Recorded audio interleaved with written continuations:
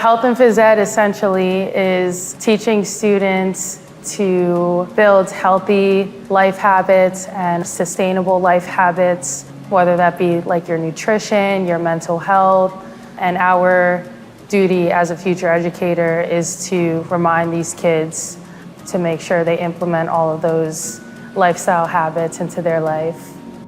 In high school, I was a triathlete, so that kind of gave me inspiration to go into the health and phys ed major because I do want to coach on the side eventually. And I remember being like, I don't want to be put into this box where I'm only stuck with this age or grade level for the rest of my life. And that's where I look to health and phys ed, which is K to 12 certification.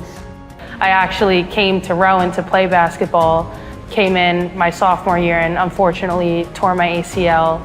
Tearing my ACL was more of a mental injury than anything, but what's interesting to me nowadays is children who struggle with mental health and how big that is. I think in my field, I want to implement a yoga class instead of a volleyball lesson or a mindfulness class instead of something else.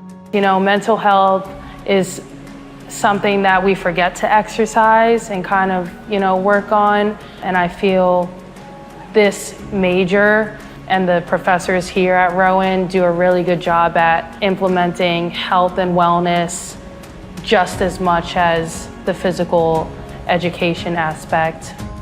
I just want my students to develop these life habits that are sustainable, and I wanted to get to the point where they're the ones teaching their loved ones how to live, and if they can take one thing from me that's positive, I want them to relay that to the people that they care about.